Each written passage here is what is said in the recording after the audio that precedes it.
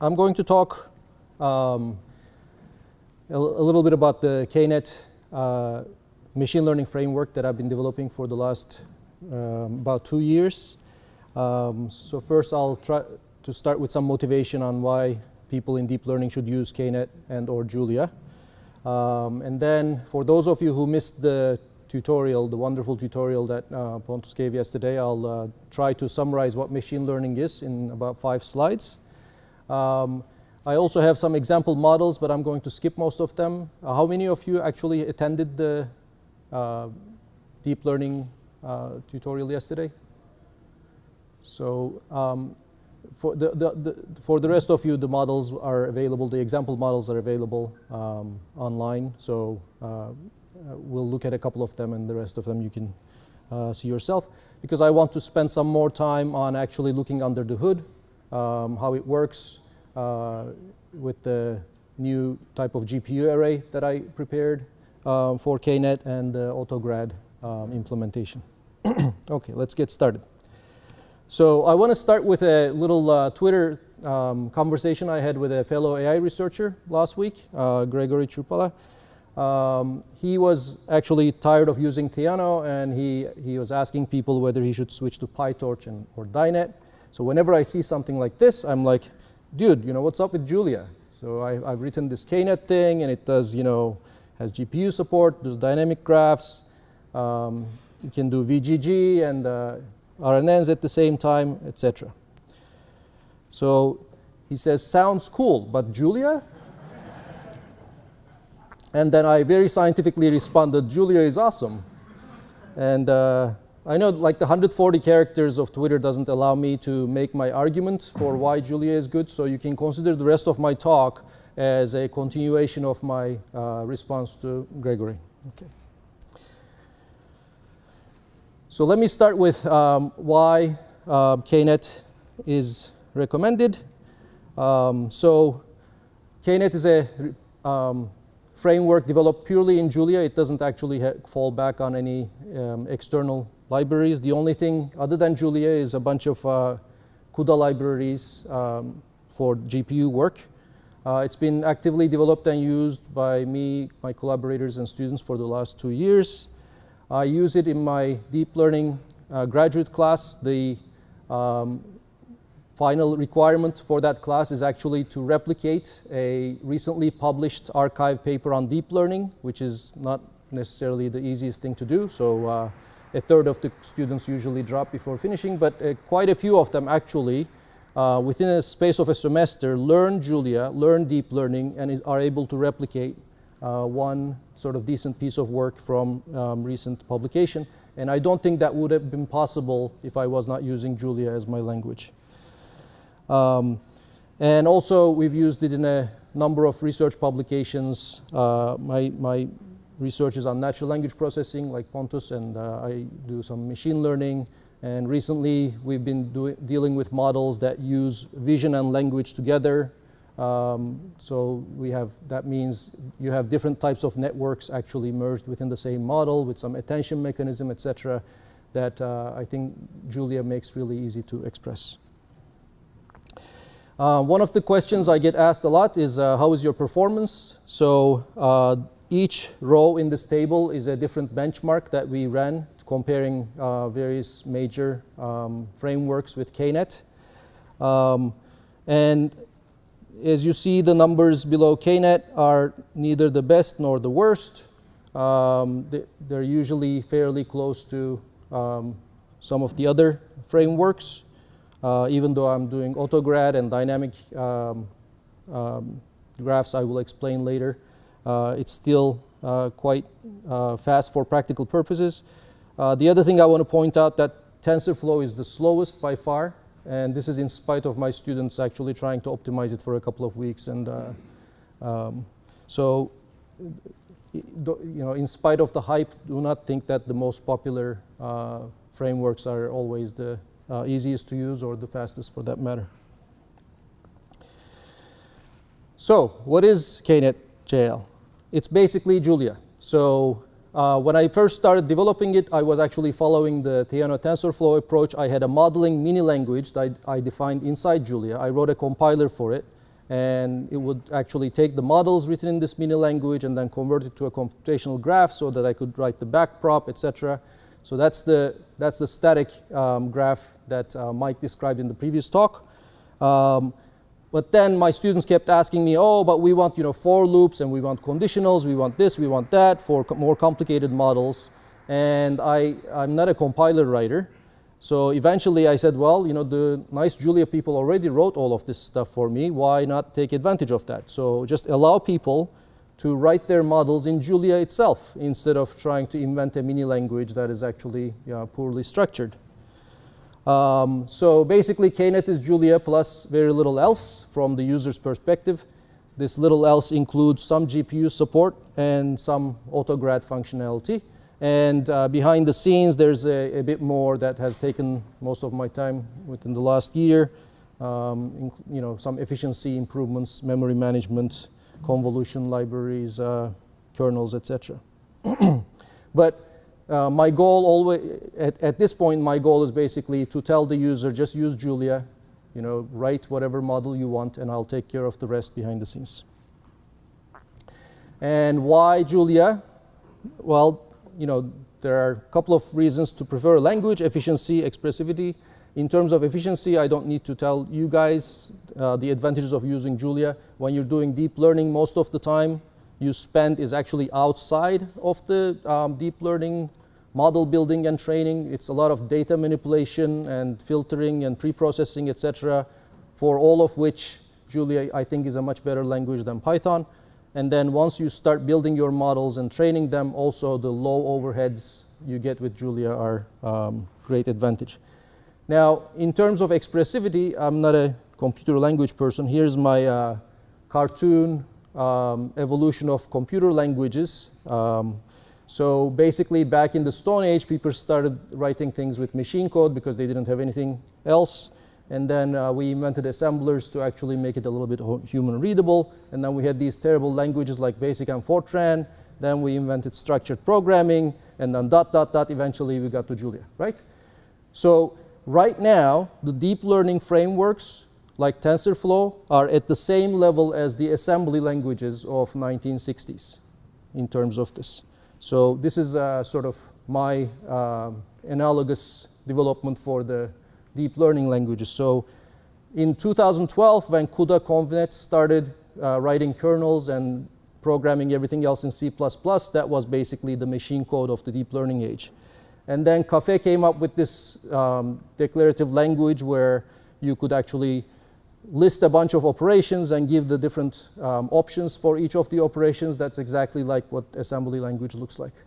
And then the other better frameworks like Torch, Theano, TensorFlow actually moved one step beyond that, but still they're missing various high-level language features because they want to be able to compile this computational graph statically. And most recently, maybe within the last year or two, people have been switching to this dynamic computational graph thing where the differences between analogous to static compilation versus interpretation. So in dynamic computational graph implementations, you let the user write the model in any language they want. You instrument that, and then you record all the primitive operations, and that gives you the computational graph automatically. You don't actually have to compile the language yourself. So as my final arrow indicates here, I see the future of the deep learning languages to converge to Julia as well. So we might as well actually start there. That's why the Knet philosophy is just Julia and little else. So for those of you who missed the tutorial yesterday, I'm going to teach you machine learning in 5 slides now. So at least this is the supervised machine learning. There's more different types, but the most common supervised machine learning type. You basically start with some observations. These observations consist of some inputs that go through some unknown process and that lead to some outputs. So you collect as many examples of these things as possible. And then to model the unknown process, you basically write a differentiable program. Okay? This differentiable program has some parameters, and if you twist the parameters, you're able to change the output of this model. This can be a neural network or any other thing for that matter. And you your program gives you, for the same inputs, certain predictions, and you want these predictions to be as close as possible to the real outputs you observed. So for that, you define a loss function. The loss function takes some, let's say, parameters for your model, the inputs x and the desired outputs y gold. It calls some sort of predict function to get y pred, and it returns some sort of measurement of how bad y pred is compared to y gold. So this is the quadratic loss function, for example. And then once we have the loss function, we basically write some sort of optimization loop. Typically in deep learning models, stochastic gradient descent is used. So I'm going to go over this code a little slowly. So W, the first parameter, is the parameters of the model, and they're typically initialized randomly. Data here in this way of writing the code is basically an array of tuples, and each tuple is an XY pair. They're training examples. Loss is actually a function that we saw in the last slide. It can be the quadratic loss or some other loss function that tells you how bad your predictions are. And then in the first line of the function, there's this interesting thing called grad. That's the only function that Knet adds to Julia, pretty much. It's a higher order function that takes a function and returns a function. In particular, it basically returns a function that computes the gradient of the parameters with respect to the loss. I'm going to talk about that in a little bit again. Inside the loop, we basically go through the XY pairs in data. We compute the gradient for each XY pair or mini batch, and then we move in the opposite direction of this gradient by some learning rate. So this is basically SGD in 5 lines of Julia. Now back to this grad function. What does the grad function do? Here is a bigger picture, so it actually makes sense. So normally, if you have a function f, we can actually think of this as taking some parameters w, some inputs w, and producing a value fw. If you use the grad higher order function to generate g, the gradient, the job of g is to take the exact same inputs as f, but instead of returning a value, instead it returns the gradient, which has the exact shape and size as w, but instead of, it's basically telling you for each entry of w how much the output will move if I move this input, an epsilon. Okay, so that's the gradient. So basically, a machine learning system helps a user do some of the things that can be automated. So it's still the programmer's responsibility to collect the data, determine what model to use, the parameters, the loss function, etc. You decide all that. But ideally, everything else should be done by the machine learning system, which basically helps you optimize the parameters using the gradient of the loss function. Okay, so some of these, the title or the subtitle of my talk is a introduction to deep learning in 100 lines of Julia. So it's not exaggeration. In 100 lines, in these 5 examples, I actually implement linear regression, softmax regression, multi-layer perceptrons, convolutional networks, and recurrent networks.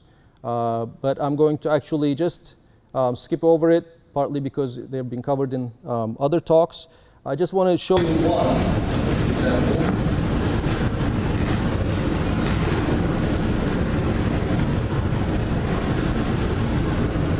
The example of convolutional neural networks.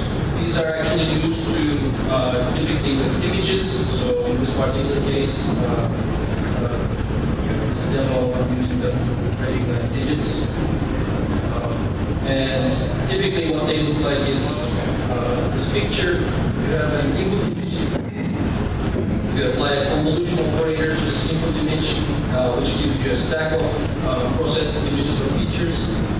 There's some subsampling operation called pooling, and you do this several times, and then you do the regular neural network, fully connected things several times. And that's typically the architecture that deep learning models that rainfall operators these days use. Except that they're much deeper than this. This is an old 1990s model called the Net. first commercially successful convolutional network. These days they have hundreds of layers, but basically their structures are the same. And here's how to actually write this in Knet. So for a certain number of layers, I basically do this convolution of Wi and X, add some bias. Relu is a activation function, and pooling does the subsampling, so I keep doing this for a while. And then I keep doing the fully connected layer thing, which is basically Wx plus some bias, apply the activation function, and then return the final layer. So the reason I'm showing you this is basically, if you look at this code for 5 minutes, you basically know what it's doing. It's pretty close to the math. I can actually change and make this hundreds of layers if I want. Okay, not only implement Slenet, but for example, using the exact same code, I can implement BGG, which is one of the most successful ones these days. In contrast, I just want to show you the buffet implementation of the same model. Looks like this. It's about nice. Here's the TensorFlow implementation of the same thing. Again, I don't want to go into details, but basically, I find that the Julia implementation is usually much more concise and easy to understand. So that's why I want to students to program them also.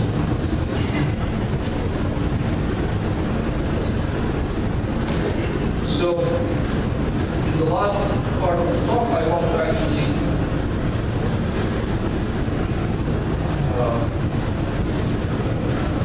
go a little bit into how this works.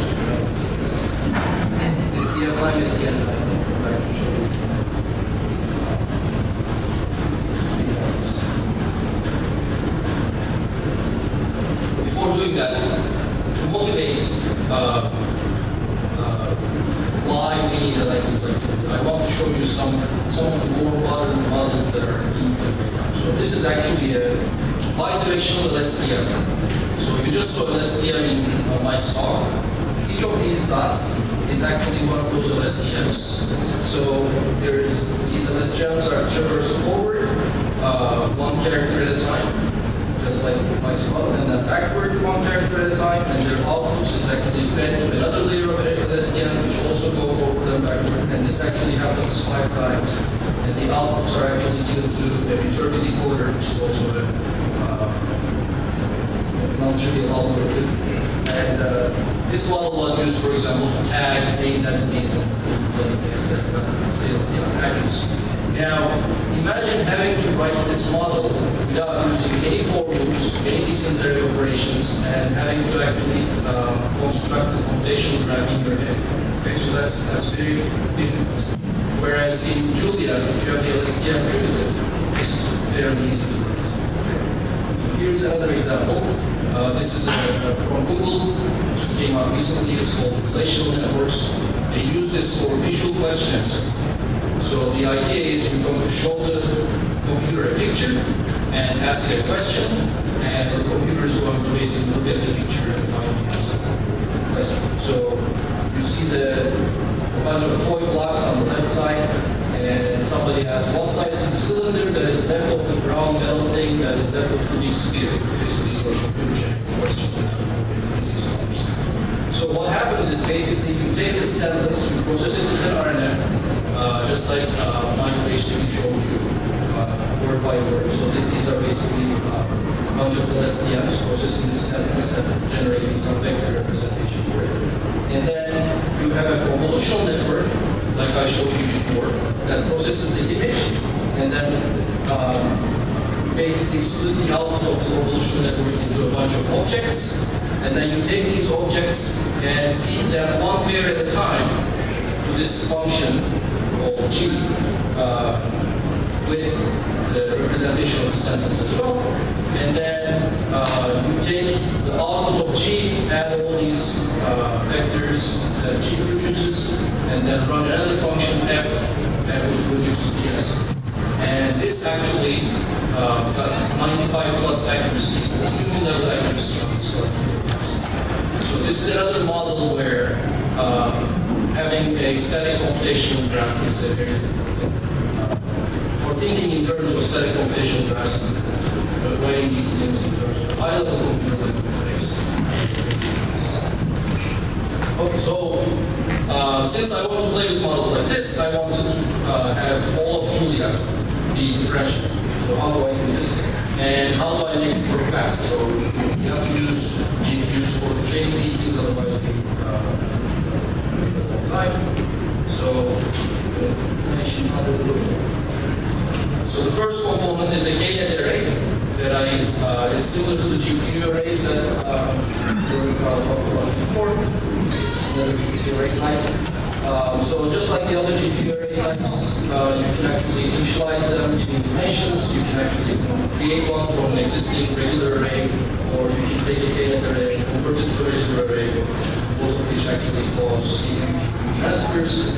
And then to use these things in machine learning, let's say you have a bunch of arrays in W and a bunch of arrays in X for model and data. These are regular CPU arrays, and this is how we train them, let's say. Now, all you have to do is basically map Knet array to these things, so this transfers everything to GPU. So I have a bunch of Knet arrays as my parameters, and a bunch of Knet arrays as my data, and I can call the exact same function, and the whole thing runs on the GPU. So from the user's perspective, they don't need to do anything special to work on the GPU except for using the Knet array type. In order to make this run fast, I had to do some tweaking. So in particular, I did three things. One, I wrote a custom memory manager because the pull-down malloc is extremely slow. So what I do is whatever pointers I get back from the Julia garbage collector, I don't actually release them, I reuse them. That gives me a lot of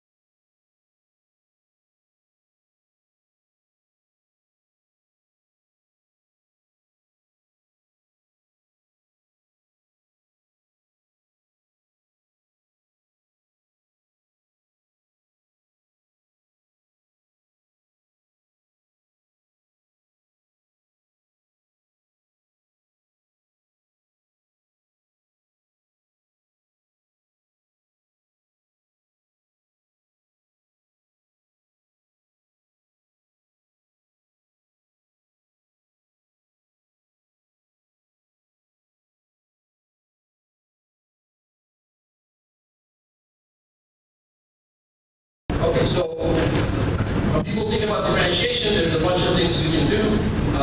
We can actually manually program the gradients of our models. We can use numerical approximations to find difference approximation. We can use symbolic derivatives like mathematical or maxima does, or this is also known as the source-to-source. There's another source-to-source way of doing derivatives. And then we have automatic differentiation. Automatic differentiation can be done in two ways.